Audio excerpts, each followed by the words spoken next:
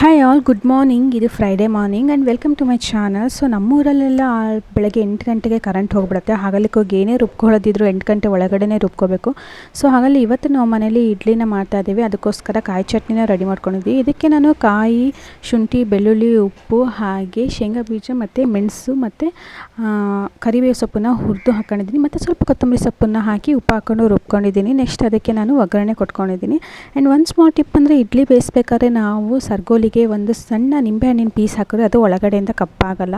So ಇದೊಂದು small Tipu help ಆಗುತ್ತೆ. And ನಾನು ಬೇಗ ಎಲ್ಲ ರೆಡಿ ಮಾಡಿಕೊಂಡು ಇಡ್ಲಿಗೂ ಸಹ ಇಟ್ಬಿಟ್ಟೆ. ಇವತ್ತು ಮನೇಲಿ ಒಬ್ಬರು ಗೆಸ್ಟ್ ಸಹ ಇದ್ದರು, ನಮ್ಮೂರಿಂದನೇ ಒಬ್ಬರು ಬಂದಿದ್ದರು. ಸೊ ಹಾಗಲಿಕ್ಕೆ ಹೋಗಿ ಬೇಗನೆ ತಿಂಡಿಗೆಲ್ಲ ರೆಡಿ ಮಾಡ್ಕೊಂಬಿಟ್ವಿ. ತಿಂಡಿಗೆಲ್ಲ ರೆಡಿ ಆದಮೇಲೆ ತಿಂಡಿನ ತಿಂದುಬಿಟ್ಟು ನಾನು ಮಗಳನ್ನೂ ಸಹ ಬೇಗ ಸ್ನಾನ ಮಾಡಿಸಿ ಮಲಗಿಸ್ಬಿಟ್ಟೆ. ಅವಳು ಬೇಗ ಬೇಗ ಎದ್ದಿದ್ಲು ಇವತ್ತು. ಸೊ ಎಲ್ಲ ಸ್ನಾನ ಆದಮೇಲೆ ಮನೇಲಿ ಸ್ವಲ್ಪ ಪಪ್ಪಾಯ ಹಣ್ಣಿತ್ತು. ಹಾಗಲಿಕ್ಕೆ ಹೋಗಿ ಈ ವಿಂಟರಿಗೋಸ್ಕರ ನಾನು ಒಂದು ಫೇಸ್ ಪ್ಯಾಕ್ ಮಾಡಿಕೊಂಡೆ. ಈ ಫೇಸ್ ಪ್ಯಾಕಿಗೆ ನಾನು ಪಪ್ಪಾಯನ ಸ್ಮ್ಯಾಶ್ ಮಾಡ್ಕೊಂಡಿದ್ದೀನಿ ಚೆನ್ನಾಗಿ. ಹಣ್ಣಾಗಿದ್ದರೆ ಬೇಗ ಸ್ಮ್ಯಾಶ್ ಆಗುತ್ತೆ, ಕಾಯಾದರೆ ಸ್ವಲ್ಪ ನಾವು ಮಿಕ್ಸಿಗೆ ಹಾಕಿ ರುಬ್ಕೋಬೇಕಾಗತ್ತೆ ಸಣ್ಣಕ್ಕೆ. ಸೊ ಹಣ್ಣಾಗಿರೋದ್ರಿಂದ ಬೇಗ ಸ್ಮ್ಯಾಶ್ ಆಗುತ್ತೆ. ಸೊ ಇದಕ್ಕೆ ನಾನು 1 ಸ್ಪೂನು ಅರಿಶಿನ ಪುಡಿ ಹಾಗೆ 2 ಸ್ಪೂನು ಕಡಲೆ ಹಿಟ್ಟನ್ನು ಹಾಕ್ಕೊಂಡು ಚೆನ್ನಾಗಿ ಮಿಕ್ಸ್ ಮಾಡ್ಕೊಂಡಿದ್ದೀನಿ. ಅದು ಗಂಟ್ಗಂಟಿರೋದೆಲ್ಲ ನೀಟಾಗಿ ಹೋಗೋ ಥರ ನೀಟಾಗಿ ಮಿಕ್ಸ್ ಮಾಡ್ಕೊಂಡಿದ್ದೀನಿ. ಸೊ ಇದಕ್ಕೆ ನಾನು ಒಂದು 1/2 ಸ್ಪೂನಷ್ಟು ಹನಿನೂ ಆ್ಯಡ್ ಮಾಡ್ಕೊಂಡಿದ್ದೀನಿ. ಬೇಕಾದ್ರೆ ಒಂದು 2 ಡ್ರಾಪ್ಸು ನಿಂಬೆಹಣ್ಣಿನ ರಸನೂ ಹಾಕೋಬೋದು. ಸೊ ಇಷ್ಟನ್ನು ರೆಡಿ ಆದಮೇಲೆ ನಾನು ನೀಟಾಗಿ ಮುಖಕ್ಕೆ ಹಚ್ಕೋತೀನಿ. ತುಂಬ ರೇರು ಫೇಸ್ ಪ್ಯಾಕ್ ಎಲ್ಲ ಯೂಸ್ ಮಾಡ್ಕೊಳ್ಳೋದು. ಸೊ ಪಪ್ಪಾಯ ಹಣ್ಣು ಇದ್ದಿದ್ದಕ್ಕೋಸ್ಕರ ಯೂಸ್ ಮಾಡಿಕೊಂಡೆ ಅಷ್ಟೇ. ಬೇಕಾದ್ರೆ ಇದೇ ರೀತಿ ಸುಮಾರು ಫೇಸ್ ಪ್ಯಾಕ್ ಟಿಪ್ಸ್ ಬೇಕಾದರೆ ಹೇಳ್ತೀನಿ, ನಾನು ಗೊತ್ತಿದೆ. ಅವಾಗೆಲ್ಲ ಯೂಸ್ ಮಾಡ್ತಾಯಿದ್ದೆ. ಈಗ ಈ ಮದುವೆ ಆದಮೇಲೆಲ್ಲ ಅದೆಲ್ಲ ಬಿಟ್ಬಿಟ್ಟಿದ್ದೀವಿ, ಪುರ್ಸೊತ್ತು ಆಗೋಲ್ಲ. ಆ್ಯಂಡ್ ಮಗು ಇರೋದ್ರಿಂದ ಆಗೋದು ಇಲ್ಲ. ಸೊ ಇವತ್ತು ಫ್ರೀ ಆಗಿದ್ದರಿಂದ ಫೇಸ್ ಪ್ಯಾಕ್ ಮಾಡಿಕೊಂಡೆ. ನೀಟಾಗಿ ನೆಕ್ಕಿಗೂ ಎಲ್ಲ ಹಚ್ಕೊಂಡಿದ್ದೀನಿ. ಸೊ ಹೇಗೋ ನೆಲ ಒರೆಸ್ಲಿಕ್ಕಿತ್ತು, ಇವತ್ತು ಶುಕ್ರವಾರ ಅಲ್ವಾ. ಸೊ ವೈಭವಲಕ್ಷ್ಮಿ ಪೂಜೆನೂ ಮಾಡಬೇಕಿತ್ತು. 2ನೇ ವಾರ ನಂದು ಇವತ್ತು. ಲಾಸ್ಟ್ ವೀಕಿಂದು ನಾನು ನಿಮಗೆ ನೀಟಾಗಿ ಎಲ್ಲದೂ ಒಂದು ಸಪ್ರೇಟಾಗಿ ವೈಭವಲಕ್ಷ್ಮಿ ಪೂಜೆ ಮಹತ್ವ ಮತ್ತು ಕಲ್ಲುಪ್ಪಿನ ದೀಪ ಹೇಗೆ ಹಚ್ಚೋದು ಅಂತ ಒಂದು ವೀಡಿಯೋನೇ ಮಾಡಿ ಹಾಕಿದ್ದೀನಿ, ಎಲ್ಲರೂ ನೋಡಿ ಪ್ಲೀಸ್. ಸೊ ಅದಾದಮೇಲೆ ನಾನು ಹೇಗೋ ನೆಲ ಒರೆಸೋಷ್ಟರೊಳಗೆ ನಾನು ಹಚ್ಕೊಂಡ್ಬಿಟ್ಟೆ. ನೆಲ ಒರೆಸಿ ಆಗೋಷ್ಟರೊಳಗೆ ಒಣಗಿರುತ್ತೆ ಅನ್ನೋ ರೀಸನಿಗೋಸ್ಕರನೇ ಫಸ್ಟೇ ಹಚ್ಕೊಂಡು ಆಮೇಲೆ ನೀಟಾಗಿ ನೆಲ ಒರೆಸ್ಕೊಂಡೆ.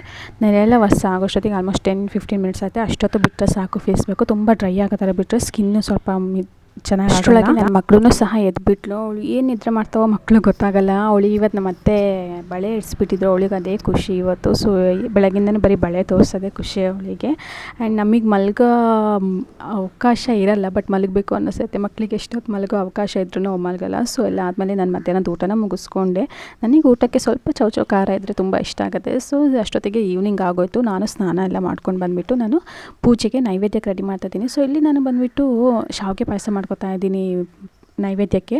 ಇಲ್ಲಿ ನಾನು ನೈವೇದ್ಯಕ್ಕೆ ಸ್ವಲ್ಪ ಹಾಲು ಹಾಕ್ಕೊಂಡಿದ್ದೀನಿ. ಹಾಲು ಹಾಕಿ ಅದು ಚೆನ್ನಾಗಿ ಕುದ್ಮೇಲೆ ಅದಕ್ಕೆ ನಾನು ರೋಸ್ಟೆಡ್ ಶಾವಿಗೆನ ಹಾಕ್ಕೊಂಡಿದ್ದೀನಿ. ಆಲ್ರೆಡಿ ರೋಸ್ಟೆಡ್ ತೊಗೊಂಡಿದ್ದೆ. ಸೊ ರೋಸ್ಟೆಡ್ ಶಾವಿಗೆನ ಹಾಕ್ಕೊಂಡಿದ್ದೀನಿ. ಅದು ಚೆನ್ನಾಗಿ ಬೆಂದ ಮೇಲೆ ನಾನು ಅದಕ್ಕೆ ಬೆಲ್ಲನ ಮುಂಚೆನೇ ನೆನೆಸಿಟ್ಕೊಂಡಿದ್ದೆ ನೀರಲ್ಲಿ, ಇಲ್ಲಾಂದರೆ ಅದು ಕರ್ಕಕ್ಕೆ ಲೇಟ್ ಆಗುತ್ತೆ ಅಂತ ಬಿಸಿನೀರಲ್ಲಿ ನೆನೆಸಿಟ್ಕೊಂಡಿದ್ದೆ. ಅದನ್ನು ಹಾಕಿ ಬೇಯಿಸ್ಕೊಂಡು ಅದು ಫುಲ್ ಮುಗಿದ್ಮೇಲೆ ನಾನು ಬಾದಾಮಿ, ಗೋಡಂಬಿ ಹಾಗೆ ದ್ರಾಕ್ಷಿನ ತುಪ್ಪದಲ್ಲಿ ಹುರ್ಕೊಂಡು ತುಪ್ಪದ ಒಗ್ಗರಣೆನೂ ಸಹ ಕೊಟ್ಕೊಂಡೆ. ಎಲ್ಲ ಆಗೋಷ್ಟೊತ್ತಿಗೆ ನಮ್ಮ ಅತ್ತೆನೂ ಸಹ ನನಗೆ ಹೆಲ್ಪ್ ಮಾಡಲಿಕ್ಕೆ ದೀಪ ಮತ್ತು ಏನೇನು ಪೂಜೆ ಸಾಮಾನ್ಯತೆ ಎಲ್ಲ ತೊಳ್ಕೊಬಂದ್ಬಿಟ್ಟು ದೀಪನೆಲ್ಲ ರೆಡಿ ಮಾಡ್ತಾಯಿದ್ರು. ದೀಪಕ್ಕೆ ತುಪ್ಪ ಎಲ್ಲ ಹಾಕಿ ಬತ್ತಿ ಎಲ್ಲ ಹಾಕಿ ರೆಡಿ ಮಾಡ್ತಾಯಿದ್ರು. ಸೊ ಅವ್ರು ಅಷ್ಟು ಹೆಲ್ಪ್ ಮಾಡೋಕ್ಕೋಸ್ಕರ ನನಗೂ ಬೇಗ ಬೇಗ ಆಗುತ್ತೆ. ಆಮೇಲೆ ನಾನು ಬಂದುಬಿಟ್ಟು ದೇವ್ರ ರೂಮಲ್ಲಿ ರೆಡಿ ಮಾಡ್ಕೊಳ್ಳೋಕ್ಕೆ ಶುರು ಮಾಡಿದೆ. ಸೊ ಎಲ್ಲ ಹೂವು, ಹಳೆ ಹೂವೆಲ್ಲ ತೆಗೆದುಬಿಟ್ಟು, ಹಳೆ ಮೀನ್ಸ್ ಬೆಳಗ್ಗೆನೂ ಪೂಜೆ ಮಾಡಿದ್ದಿದ್ದು ಆ ಹೂವೆಲ್ಲ ತೆಗೆದು ಬೇರೆ ಇಡೋಣ ಅನ್ನತ್ತಾ ಎಲ್ಲ ಹೂವೆಲ್ಲ ತೊಗೊಂಡ್ಬಿಟ್ಟೆ. ಅದಾದಮೇಲೆ ನಾನು ಲಕ್ಷ್ಮೀ ದೀಪದ ಎದುರುಗಡೆ ಮತ್ತು ಆಲ್ರೆಡಿ ನಿಮಗೆ ಲಾಸ್ಟ್ ವೀಡಿಯೋದಲ್ಲಿ ತೋರಿಸ್ದಂಗೆ ಮತ್ತು ಕಲ್ಲುಪ್ಪಿನ ದೀಪಕ್ಕೋಸ್ಕರ ನಾನು ರಂಗೋಲಿನ ಹಾಕ್ಕೊಂಡು ನೆಕ್ಸ್ಟು ಕಳಸನೂ ಇಟ್ಕೊಂಡು ರೆಡಿ ಮಾಡಿಕೊಂಡೆ. ಅದಾದಮೇಲೆ ನಾನು ಹೂವಿಂದು ಎಲ್ಲನೂ ಅಲಂಕಾರ ಎಲ್ಲ ಮುಗಿಸ್ಕೊಂಬಿಟ್ಟು ನೆಕ್ಸ್ಟು ನಾನು ಬೆಳ್ಳಿ ಬಂಗಾರ ನಾಣ್ಯ ಎಲ್ಲ ರೆಡಿ ಮಾಡ್ಕೊತಾ ಇದ್ದೆ. ಸೊ ನಾನು ಲಾಸ್ಟ್ ಟೈಮು ಒಂದು ಬಳೆ ಹಾಗೆ ಮಗುದೊಂದು ಕೈ ಬಳೆನೋ ಇಟ್ಟಿದ್ದೆ. ಸೊ ಈ ಸತಿ ನಾನು ಒಂದು ನಮ್ಮದು ವಂಕಿ ಉಂಗುರ ಆ್ಯಂಡ್ ಮಗುದು ಕಾಲು ಚೈನು ಆ್ಯಂಡ್ ಆ್ಯಸ್ ಯೂಶುವಲ್ 10 ನಾಣ್ಯನೂ ಸಹ ಇಟ್ಕೊಂಡು ಎಲ್ಲದನ್ನು ರೆಡಿ ಮಾಡಿಕೊಂಡು ಪೂಜೆ ತಯಾರಿ ಮಾಡ್ಕೋತಾ ಇದ್ದೆ. ನೆಕ್ಸ್ಟ್ ಪಿನ್ ದೀಪಕ್ಕೂ ಸಹ ರೆಡಿ ಮಾಡಿಕೊಂಡು ನಾನು ಪೂಜೆ ಶುರು ಮಾಡಿದೆ. ಸೊ ನಿಮ್ಗೆ ಇಲ್ಲಿ ಯಾವುದೂ ನಾನು ಡೀಟೇಲಾಗಿ ತೋರಿಸಲಿಲ್ಲ, ಎಲ್ಲ ಸ್ಮಾಲ್ ಬಿಟ್ ತೋರಿಸ್ತಾ ಇದ್ದೀನಿ. ಡೀಟೇಲ್ ಬೇಕಂದರೆ ಲಾಸ್ಟ್ ವೀಡಿಯೋದಲ್ಲಿ ಹಾಕಿದ್ದೀನಿ, ಎಲ್ಲರೂ ಹೋಗಿ ನೋಡ್ಕೋಬೋದು. ಸೊ ಪೂಜೆ ಎಲ್ಲ ಮುಗಿಸಿ ಮಂಗಳಾರತಿನೂ ಮುಗಿಸ್ಬಿಟ್ಟೆ. ಸೊ ನನ್ನ ಮಗಳೂ ಸಹ ಮಂಗಳಾರತಿನ ಮಾಡಿಬಿಟ್ಲು. ಅವಳು ನಮ್ಮನೆ ಒಂದು ಪುಟ್ಟಲಕ್ಷ್ಮಿ ಇದ್ದಂಗೆ. ಸೊ ಅವಳು ಮಾಡಿದ್ರೆ ನಮಗೂ ಖುಷಿ.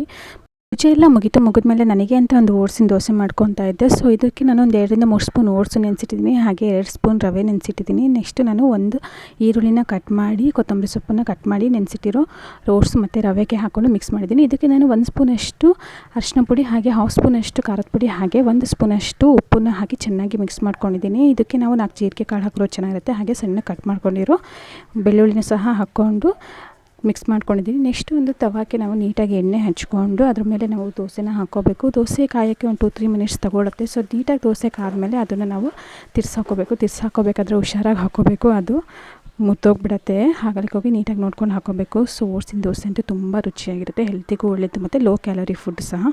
ಸೊ ನನ್ನ ಓಟ್ಸ್ ದೋಸೆ ಆದಮೇಲೆ ನನ್ನ ಮನೆಯವರಿಗೆ ಅಂತ ಮುದ್ದೆ ಮಾಡಿದೆ. ಸೊ ಮುದ್ದೆ ಮಾಡೋಕ್ಕಂತ ನೀರಿಟ್ಟಾಗ ಅದಕ್ಕೆ 2-3 ಡ್ರಾಪ್ಸು ತುಪ್ಪ ಅಥವಾ ಎಣ್ಣೆ ಹಾಕಿದ್ರೆ ಮುದ್ದೆ ಕೈಗೆ ಅಂಟಲ್ಲ, ನೀಟಾಗಿ ಆಗುತ್ತೆ. ಹಾಗೆ ಬೆಂದಾಗೂ ಅಷ್ಟೇ ಕೈಗೆ ಅಂಟಲ್ಲ. ಸೊ ನೀಟಾಗಿ ಬೇಯಿಸ್ಬಿಟ್ಟು ಒಂದು 2-3 ಡ್ರಾಪ್ ಇದು ಹಾಕ್ಬಿಟ್ಟು ಎಣ್ಣೆ ಹಾಕ್ಬಿಟ್ರೆ ಚೆನ್ನಾಗಿ ಆಗುತ್ತೆ ಮುದ್ದೆ. ಸೊ ಮುದ್ದೆ ಆದಮೇಲೆ ಹಪ್ಪಳನೂ ಸಹ ಕರೆದ್ಬಿಟ್ಟೆ. ಹಪ್ಪಳ ಎಲ್ಲ ಕರೆದಾದ್ಮೇಲೆ ಊಟಕ್ಕೆಲ್ಲ ರೆಡಿ ಆದಮೇಲೆ ಸೊ ನಾನು ಅಡುಗೆ ಮನೆಯನ್ನು ನೀಟಾಗಿ ಒರೆಸ್ಕೊಂಡು ಕ್ಲೀನ್ ಮಾಡಿಬಿಟ್ಟೆ. ಅಡುಗೆ ಮನೆ ಒಂದು ಕ್ಲೀನ್ ಇದ್ದರೆ ಮನಸ್ಸಿಗೆ ಏನೋ ಒಂಥರ ಸಮಾಧಾನ, ನೋಡಲಿಕ್ಕೂ ಖುಷಿ ಅನಿಸುತ್ತೆ. ಸೊ ಹೋಪ್ ಈ ವಿಡಿಯೋ ನಿಮಗೆ ಇಷ್ಟ ಆಗಿದೆ ಅನ್ಕೋತೀನಿ. ಇಷ್ಟ ಆದರೆ ಲೈಕ್ ಮಾಡಿ, ಶೇರ್ ಮಾಡಿ, ಸಬ್ಸ್ಕ್ರೈಬ್ ಮಾಡಿ. Thank you.